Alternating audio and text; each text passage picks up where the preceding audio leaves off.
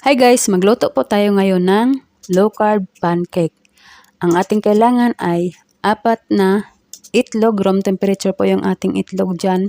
Maglagay din tayo ng 1 teaspoon vanilla, pinch of salt, half cup coconut flour, 2 tablespoon sweetener, gamit ko po ay erythritol, 1 teaspoon baking powder, 1 cup almond milk, homemade ko po yan.